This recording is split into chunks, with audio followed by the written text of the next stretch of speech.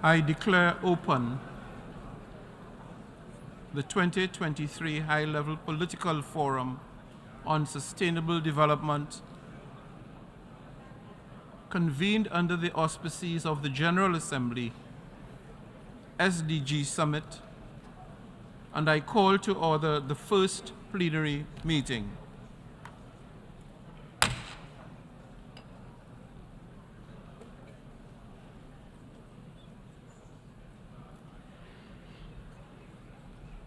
Heads of State and Government, Secretary General, President of the Social and Economic Council,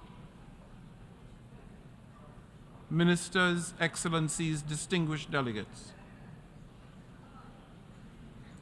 I am honored to welcome you all to the SDG Summit at this critical juncture. As representatives are aware, this forum is held pursuant to General Assembly Resolutions 67/290 of 9th July 2013 and 75/290B of 25th June 2021. Before proceeding further, I first invite the forum to turn to the consideration of Agenda Item 2 and the consideration of its provisional agenda as contained in Document A/HLPF/2023/1. May I take it that the forum wishes to adopt the agenda as contained in Document A/HLPF/2023/1.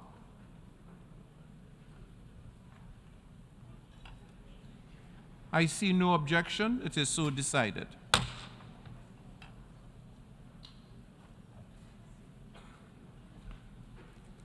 I recall that pursuant to General Assembly Resolution 67/290, the meetings of the forum convened under the auspices of the General Assembly shall operate under the rules of procedure of the main committees of the Assembly. I should now like to draw to the attention of representatives Agenda Item 3 concerning election of officers other than the chair. In accordance with paragraph 6C of General Assembly Resolution 67/290, the meetings of the forum under the auspices of the Assembly will be chaired by its president. May I take it that the forum decides to elect the 21 vice chairs of the General Assembly at its 78th session as vice chairs of the forum. I see no objection. It is so decided.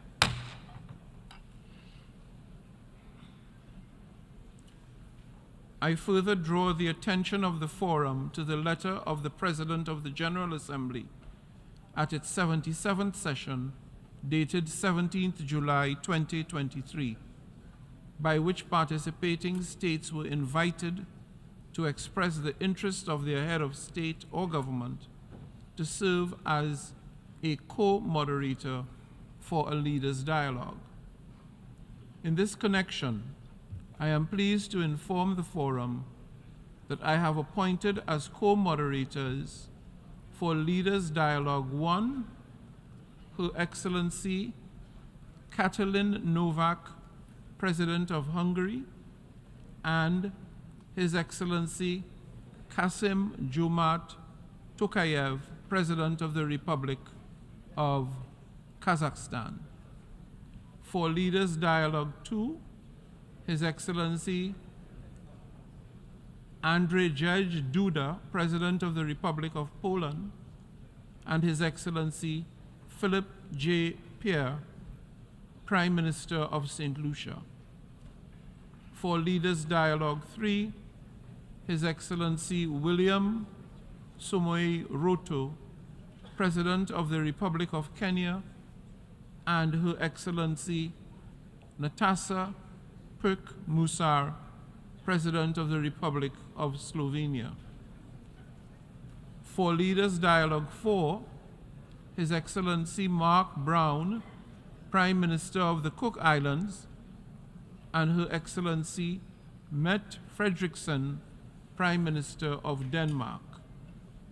For Leaders Dialogue 5, Her Excellency Katrin Jakobsdottir, Prime Minister of Iceland, and His Excellency Philippe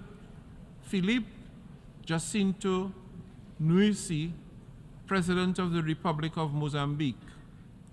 And for Leaders Dialogue 6, His Excellency Macky Sall, President of the Republic of Senegal, and His Excellency Ulf Kristersson, Prime Minister of Sweden. I thank them for taking on this important role and wish all participants every success in the deliberations. In accordance with the program of work, Leaders Dialogue 1 will begin at 10:30 a.m. in the Trusteeship Council chamber. There will be a short overlap with the plenary meeting so that all group statements can be heard. Allow me now to deliver my opening statement from the rostrum.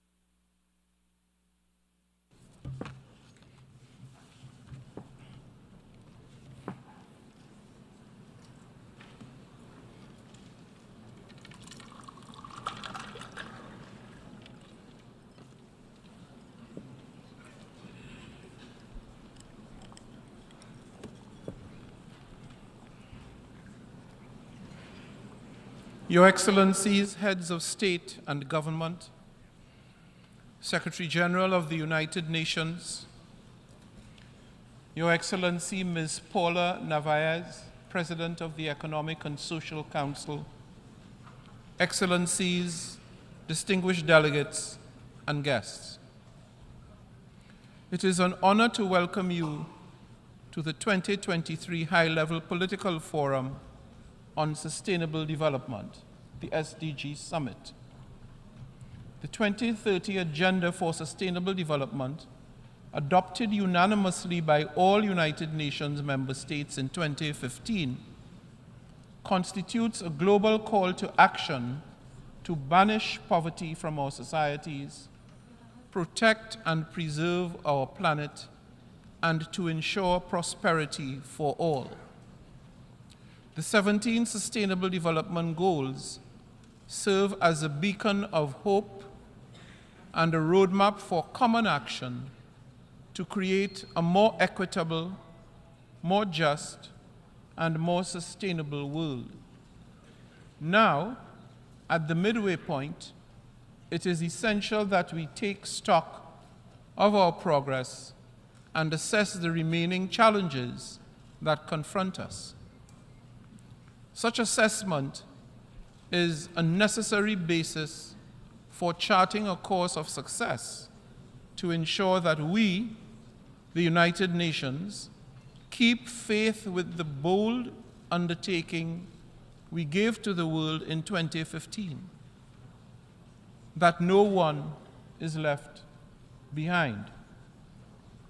Today's summit therefore provides a unique platform for us to recommit to the 2030 agenda. I therefore encourage you to use this opportunity for peer learning, to share your experiences, forge partnerships, and put forth innovative ideas that can help drive meaningful change. However, let us be clear, Excellencies. A combination of factors, including the effects of the COVID-19 pandemic, impacts of climate change, and the war in Ukraine, have presented a series of complex and intersecting crises. And while this has dramatically altered the trajectory of the entire world, it is, as is too often the case, those in the most precarious circumstances who are already most vulnerable suffer the most. This includes countries in special situations, small island developing states, least developed countries, and landlocked developing countries. The most vulnerable in our communities, including women and girls, young people, persons with disabilities, older persons, and indigenous people, have not been spared and are at the foremost receiving end of these crises. Despite commitments to eradicate poverty and to reduce hunger being at the core of this agenda, alarmingly, 1.2 billion people were still living in multidimensional poverty as of 2022. It is estimated that approximately 8% of global population, or 680 million people, will still be facing hunger in 2030. Can we accept these numbers? Or, because they make us uncomfortable, should we pretend they do not exist and carry on with business as usual? Surely we cannot. To do so would amount to being reckless. Rather, we must do more to lift people sustainably out of poverty and hunger, not merely because it is the right thing to do in the name of humanity, but also because to do nothing would be to fan the flames of discord and conflict with well-known terrible consequences. Excellencies, while there have been setbacks, we cannot relent in our resolve and determination to do our utmost to rescue the SDGs, as we have been challenged by the Secretary General. The fact that we are lagging in our promise cannot be the death knell of our blueprint, nor should this summit be a forum to point fingers, apportion blame, and certainly not to accept defeat. Instead, bold and transformative actions must be prioritized to support the well-being of our global constituents, particularly those left farthest behind. This is our moment to rededicate ourselves to the SDGs and to reinvigorate progress across the entirety of the 2030 Agenda for Sustainable Development. The 2023 Global Sustainable Development Report outlines clear steps in that regard.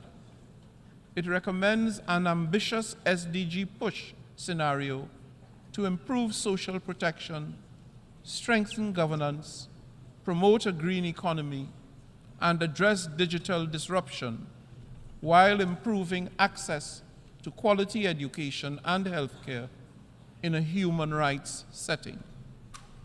With concerted, ambitious action, it is still possible that by 2030, we could lift 124 million additional people out of poverty and ensure that some 113 million fewer people are malnourished.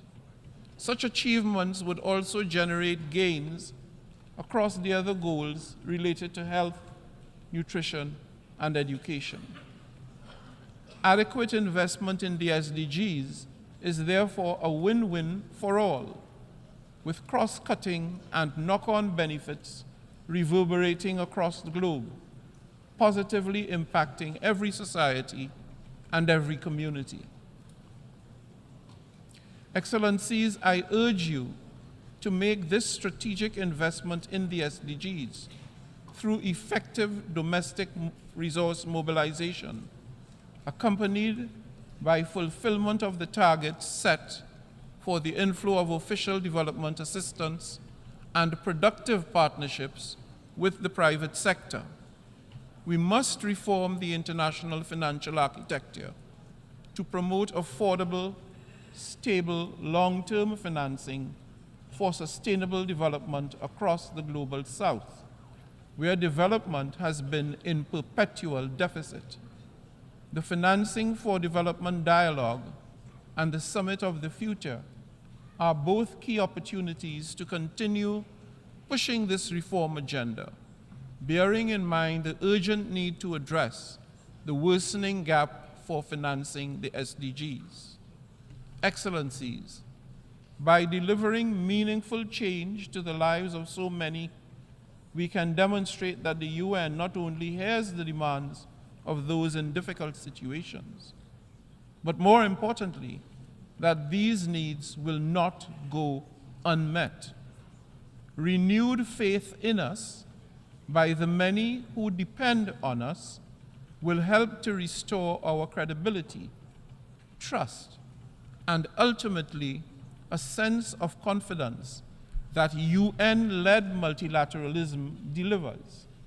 We must remember the world is watching.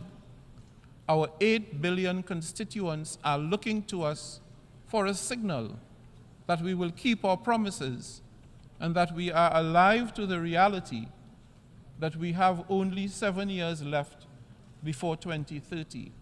They want and deserve full reassurance that we altogether recognize the circumstantial setbacks that so many have experienced and continue to endure, and that we stand ready to support them in their time of acute need. And most importantly, that we see the heightened sense of urgency, and we are all prepared as world leaders gather here today to raise our ambition and recommit to meaningfully delivering the 2030 Agenda and its 17 SDGs. With that in mind, I challenge you all to demonstrate emboldened leadership by using this summit to announce groundbreaking commitments to support and to complete the 2030 Agenda. I call for your support to the political declaration, negotiations for which were skillfully led by Qatar and Ireland, to whom I extend my grateful thanks and that of the membership. I sincerely believe that the declaration represents the most ideal common denominator for the overwhelming majority of members. Adoption of a strong declaration at this summit will herald the start of a new phase of accelerated progress to achieve the SDGs by 2030.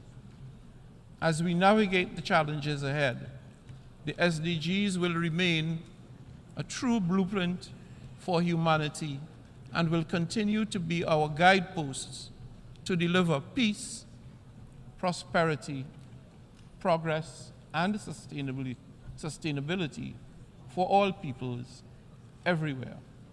As the late former Secretary General Kofi Annan once said, we must work tirelessly to achieve a better world that is free from fear and free from want.